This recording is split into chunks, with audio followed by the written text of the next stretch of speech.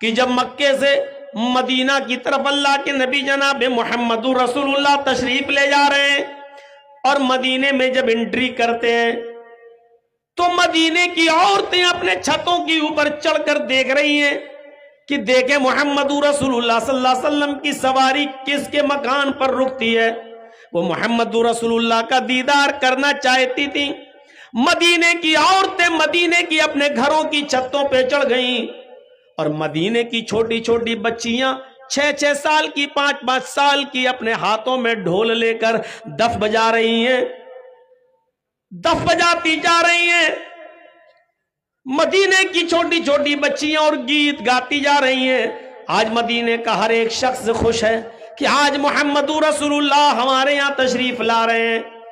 جب نبی اکرم کی سواری مدینے میں انٹری کرتی ہے, مدینے کی عورتیں چھتوں پہ چڑھ کے یہ منظر دیکھ رہی ہیں کہ دیکھیں آج محمد رسول اللہ کی سواری کس کی یہاں رکے گی. اور چھوٹی چھوٹی بچیاں گیت گا رہی ہیں اور ان گیت میں الفاظ ان کے یہ زبان سے ادا ہو رہے ہیں. طلع البدر علینا من ثنیات الوداع, طلع البدر علینا من ثنیات الوداع وجب الشکر علینا ما دعا للہ داعی. یہ الفاظ ان کی زبانوں سے ادا ہو رہے ہیں, ان کی زبان سے یہ جملے نکل رہے ہیں. طلع البدر علینا من ثنیات الوداع, اللہ کا شکر ہے آج 14ویں رات کا چاند فاران کی چوٹیوں سے چمکا ہے. آج مکے سے طلوع ہوا ہے اور مدینے میں تشریف لایا ہے. آج فاران کی چوٹیوں سے 14ویں رات کا چاند چمکا ہے, نمودار ہوا ہے. وجب الشکر علینا ما دعا للہ داعی, اس پر ہم اللہ کا جتنا بھی شکر ادا کریں وہ کم ہے, اس پر ہم اللہ کی جتنی بھی تعریف کریں کم ہے. نبی اکرم کی شان میں وہ چھوٹی چھوٹی 5 6 سال کی بچیاں یہ گیت گا رہی ہیں. اللہ کے نبی نے جب ان کی زبان سے نکلنے والے اس گیت کو سنا تو آپ مسکرا دیے. جب آپ مسکرائے اور مدینے کی چھوٹی چھوٹی بچیوں نے جب محمد رسول اللہ کو دیکھا تو ان کی زبان سے یہ جملہ بھی نکل گیا. ایک لڑکی چھوٹی سی بچی نے یہ جملہ اپنی زبان سے ادا کر دیا, وَفِينَا نَبِيٌّ يَعْلَمُ مَا فِي غَدْ. آئے مدینے والو, آج ہمارے درمیان ایک ایسے نبی تشریف لائے ہیں, آج ہمارے درمیان ایک ایسے پیغمبر آ گئے ہیں جو کل کی بات بھی جانتے ہیں, جو کل کا علم بھی رکھتے ہیں, کل کیا ہونے والا ان کو معلوم ہے.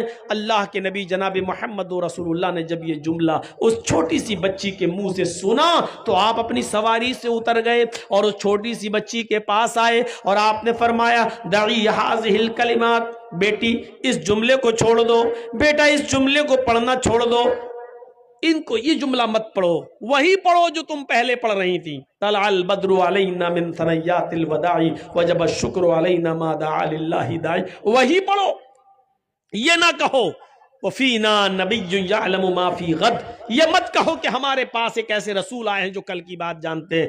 بیٹی اللہ کی قسم مجھے نہیں معلوم کہ کل میرے ساتھ کیا ہوگا, تمہارے ساتھ کیا ہوگا, مجھے کل کا علم نہیں ہے. اللہ کے رسول نے شرک کو اتنا بھی گوارا نہیں کیا. آپ نہیں چاہتے تھے کہ اللہ کے علم میں ہم کو بھی شریک کیا جائے. میرے بھائیوں, اس چھوٹی سی بچی کو بھی, چھوٹی چھوٹی بچیوں کے کپڑوں پہ کون نظر ڈالتا ہے, چھوٹی چھوٹی بچیوں کی حرکتوں پہ کون نظر ڈالتا ہے؟ لوگ کہتے بچی ہے, چھوٹی ہے, چلو کوئی بات نہیں. میرے بھائیوں, اللہ کے رسول بھی چاہتے تو اونٹنی سے آگے بڑھ سکتے تھے, بچی ہے کہہ دیا, لیکن نہیں, آپ اونٹنی سے اترے کیونکہ آپ جانتے تھے کہ اگر آج میں نے اس کو ٹوکا نہیں اور اس کے عقل میں اور دماغ میں اگر یہ بات بیٹھ گئی تو پھر بڑھاپے تک نہیں نکلے گی. کیونکہ بچوں کو جو شروع میں پڑھایا اور بتایا جاتا ہے میرے بھائیو, وہ بڑھاپے تک ان کی عقل میں پیوست رہتا ہے. جب بڑے ہونے کے بعد ان کو کہا جائے کہ یہ کام چھوڑو تو کیا کہتے ہیں وہ لوگ, ارے ایسے کیسے چھوڑ دیں, ہم اپنے باپ دادا کے زمانے سے کرتے چلے آ رہے ہیں, باپ دادا کو ہم نے ایسے ہی کرتے ہوئے دیکھا ہے. بڑا مشکل ہو جاتا ہے کسی چیز کو چھڑوانا. اللہ کے رسول نے اسی وقت ان بچیوں سے کہا دعی ہذہ الکلمات, ان کلمات کو چھوڑو, وہی پڑھو جو پہلے پڑھ رہی تھیں. اللہ کی قسم مجھے نہیں معلوم کہ کل میرے اور تمہارے ساتھ کیا معاملہ کیا جائے. یہ اسلام کی خصوصیت ہے.